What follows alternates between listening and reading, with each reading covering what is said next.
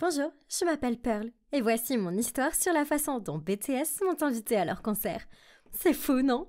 Mais avant de commencer, cliquez sur j'aime et abonnez-vous à notre chaîne. Et sachez que cette vidéo est sponsorisée par FireGuard VPN. En un clic sur cette application, vous pouvez empêcher quiconque d'accéder à vos informations personnelles. Téléchargez l'application pour rester en sécurité sur Internet et profiter des vidéos YouTube en privé. Mes parents étaient les personnes les plus riches de la ville. Quand je suis née, tout le monde s'est extasié devant mon incroyable beauté. Et comme j'étais leur enfant unique, mes parents m'ont traitée comme une princesse. Ago ago. Oh mon Dieu, chérie, notre fille a dit ses premiers mots. Faisons une fête. Ils étaient fous de moi. J'avais des centaines de servantes pour me nourrir, me baigner, me promener et même me coiffer. Oh mon Dieu, tu as cassé les cheveux de ma fille, chérie. Est-ce que tu as la moindre idée que ses cheveux valent des millions? Bien sûr, maman a beaucoup exagéré. Elle allait même jusqu'à renvoyer les femmes de ménage si mon lait n'était pas à la bonne température et papa n'était pas moins.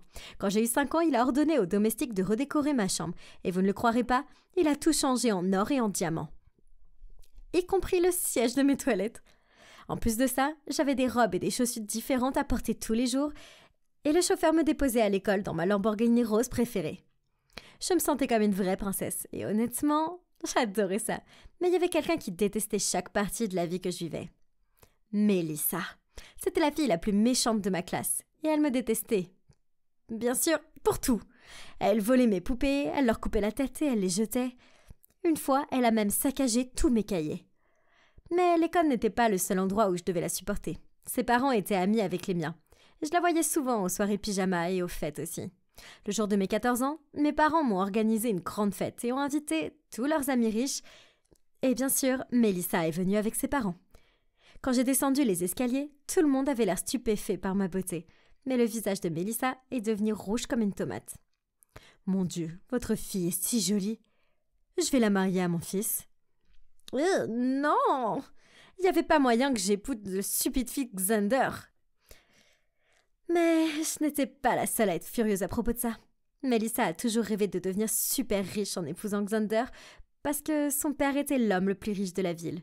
Et elle avait l'air énervée par ce commentaire. Mais soudain, l'expression de son visage a changé et elle s'est approchée de moi avec un sourire. « Hey Pearl, joyeux anniversaire, voici un cadeau de ma part. » Quoi? Il y avait une bombe là-dedans ou quoi? Mais ensuite, quand j'ai ouvert la boîte, un chaton en est sorti. « Oh mon Dieu, c'est trop mignon !» J'ai adoré, mais pourquoi Mélissa était si gentille avec moi tout d'un coup? Il y a quelque chose qui cloche. Plus tard ce soir-là, quand tout le monde est parti, je jouais avec mon mignon petit chaton quand il m'a soudainement griffé le visage avec sa patte. Ah! Le chat de Mélissa s'est avéré être comme elle. Méchant. Maman et papa sont arrivés en courant après avoir entendu mes cris.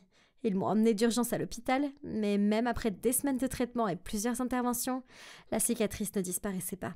Je n'avais pas d'autre choix que de vivre avec et de la couvrir avec du maquillage. Quand je suis retournée à l'école, Mélissa m'attendait pour m'embêter à nouveau. Mais heureusement, elle ne savait pas pour ma cicatrice. Sinon, elle m'aurait rendu la vie dure. Bouge, Pearl. C'est ma place et c'est pas parce que tu es riche que tu possèdes tout. Eh bien, je possède beaucoup de choses, mais je ne vois pas ton nom dessus. Elle s'est mise en colère et elle était sur le point de me jeter son assiette pleine de nourriture à la figure quand Alexander est intervenu pour l'arrêter. « Hey, ne t'approche pas de ma copine Mélissa. Arrête de l'embêter. » Ma copine? Qu'est-ce qui se passe? Je suis pas ta copine. T'es fou ou quoi? Oh, mon petit pois. Tu te souviens pas de ce que ton père a dit pour ton anniversaire? On va finir par se marier. Quoi? On a que 14 ans. T'es fou? Y a pas moyen que tu te maries avec lui, Pearl.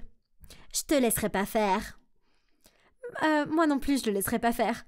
Maintenant, éloignez-vous de moi tous les deux. Mon Dieu, ces types étaient vraiment fous. C'était un mal de tête d'aller à l'école et de les voir. Surtout Alex, il était vraiment casse-pied. Il flirtait avec moi tout le temps et faisait fuir tous les autres gars qui essayaient de me parler.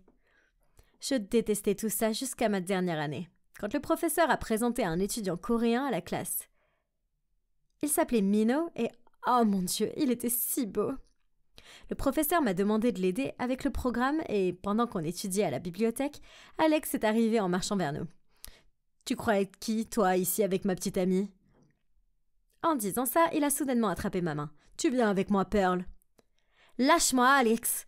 Je suis pas ta petite amie. » À ce moment-là, Minot est intervenue et l'a frappée au visage. T'aurais dû la lâcher. Oh mon Dieu! Sa voix profonde et ses yeux féroces. Je suis instantanément tombée amoureuse de lui. Il était si étonnant. Alex s'est enfui de là comme un chat effrayé et j'ai remercié Minot de m'avoir sauvée de cet imbécile. C'est à quoi il a répondu en souriant. Eh bien, je peux voir que c'est un imbécile. Mais tu es si jolie, n'importe qui deviendrait fou de toi. Oh mon Dieu! Il me trouvait jolie. Mes joues sont devenues si rouges et j'ai presque fondu. Après ça, Minot et moi avons souvent passé la plupart de notre temps à lire ensemble à la bibliothèque. C'était tellement amusant de s'asseoir à côté de lui et d'admirer ses livres. Les mois ressemblaient à des jours avec lui. Et je n'arrivais pas à croire qu'une année s'était écoulée avec lui. Puis un jour, alors que je déjeunais à la cafétéria, Alex est venu me voir et a commencé à s'énerver tout à coup. « Tu crois que tu vas être heureuse avec cet abruti ? C'est un loser. » Aux dernières nouvelles, c'est toi qui t'es fait frapper. C'est parce que j'ai pas fait de sport ce jour-là. Mais de toute façon, je le laisserai pas t'éloigner de moi. Ah, je t'appartiens pas, Alex. Maintenant, dégage. Avant que j'ai pu finir ma phrase, Mélissa m'a jeté un bidon plein de jus de fruits sur la figure. Ne t'approche pas de mon gars, espèce de grosse sorcière. T'en as pas déjà un maintenant? Mélissa, t'as perdu la tête? Arrête ton numéro, espèce de voleuse de petite amie. Mais soudain, j'ai réalisé. Mon maquillage, ma cicatrice.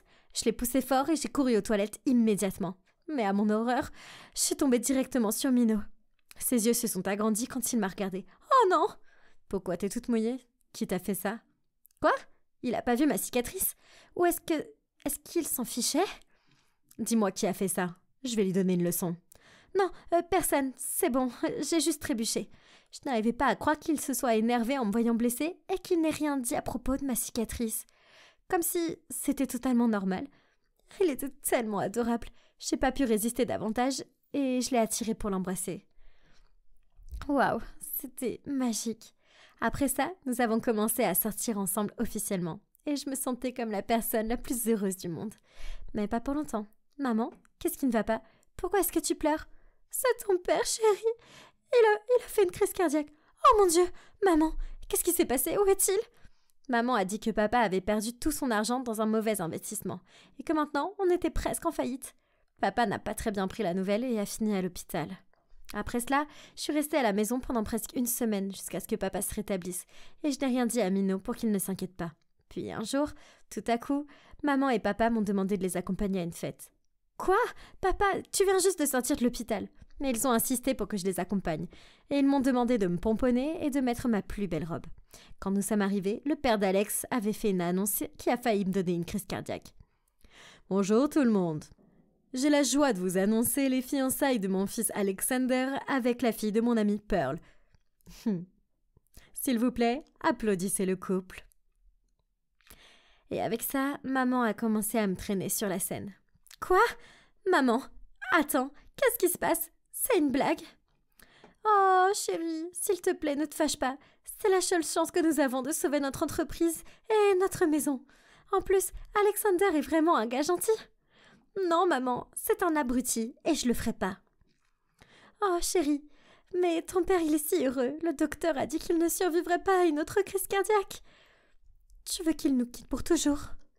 J'ai regardé papa et, en effet, il avait l'air heureux. Et bien que j'aimais tellement Minot, je ne pouvais pas laisser mon père mourir non plus. J'ai donc dû choisir le bonheur de mes parents plutôt que le mien. Quelques jours plus tard, quand je suis allée à l'école, j'ai découvert que Alexander avait parlé à tout le monde de nos fiançailles, y compris Minot. Il avait l'air furieux. « Dis-moi simplement que tout ça c'est un mensonge. Dis-moi que tu ne voulais pas faire partie de tout ça. Dis-moi simplement. » Je pouvais pas dire la vérité. J'aime Alex et c'est pour ça que je l'épouse. Non, tu mens. Non, je mens pas. Il est riche et qui ne veut pas d'argent? Je savais qu'il m'aimait et que mes mots allaient lui briser le cœur. Mais je n'avais pas d'autre choix que de mentir. Après avoir entendu ce que j'ai dit, il a fait marche arrière et est parti sans jamais me regarder à nouveau. Enfin, le jour de notre mariage, alors que je pensais que tout allait bien se passer, les choses ont pris une tournure inattendue. J'ai entendu papa et maman parler de quelque chose que je n'avais jamais imaginé dans mes pires cauchemars. Arrête de manger autant, ou tu vas avoir une autre crise cardiaque. C'est le jour du mariage de ta fille. Grâce à ma crise gastrique, Pearl a accepté le mariage en pensant que c'était une crise cardiaque. Sinon, il n'y avait aucun moyen de lui faire accepter ça. Et nous resterons pauvres pour le reste de notre vie. Quoi? Vous m'avez menti? Comment vous avez pu? Maman a commencé à pleurer et à essayer de m'arrêter. S'il te plaît, chérie, comprends que j'ai sacrifié mon bonheur à cause de vous. Et je vous déteste. Je suis sortie en trompe du lieu du mariage en jetant l'alliance à la figure d'Alex en le croisant sur le chemin. Arrête, Pearl. Où tu vas? Attends, c'est toi qui pars vraiment? Je sais pour ta vilaine cicatrice et je te veux toujours, espèce d'idiote. C'est comme ça que tu me remercies? Quoi? Tu savais? Ouais, idiote, je le savais. Alors reviens ici et embrasse-moi ou je vais te le faire regretter. Il s'est rapproché et a essayé de me tirer vers lui, mais je l'ai giflé violemment, je suis partie. Je n'allais pas attendre ou écouter qui que ce soit désormais. Je devais trouver Mino et lui dire que je l'aimais. J'ai appelé ses amis et ils m'ont dit qu'il était au concert de BTS, au MetLife Stadium. Quoi? De tous les endroits, un concert de BTS? Je me suis précipitée au stade et j'ai couru dans les coulisses pour prendre un micro et lui crier ma confession. Mais, oh mon Dieu, je n'en croyais pas mes yeux quand j'ai croisé tous les membres de BTS. C'était comme si je rêvais. Qu'est-ce que tu fais ici? Pourquoi t'habiller comme ça? Tu as besoin d'aide? Bien sûr, j'aurais aimé que le temps s'arrête là, mais je devais trouver l'amour de ma vie. Je leur ai parlé de ma situation et je leur ai demandé de m'aider. Et ils l'ont fait. Oh mon Dieu, ils étaient si gentils. Ils m'ont même permis de monter sur la scène et de parler à Mino. J'étais vraiment nerveuse, mais j'ai rassemblé tout mon courage pour lui parler. Mino, je suis désolée de t'avoir menti. Mais la vérité, c'est que je t'aime et que je ne peux pas vivre sans toi. S'il te plaît, pardonne-moi. Mes yeux se sont remplis de larmes alors que j'avouais mon amour pour lui et je le voyais courir vers moi à travers la foule. Il a alors sauté sur la scène et m'a embrassée. La foule nous a acclamés alors qu'il me soulevait dans ses bras et me murmurait à l'oreille. « Je t'aime aussi, Pearl.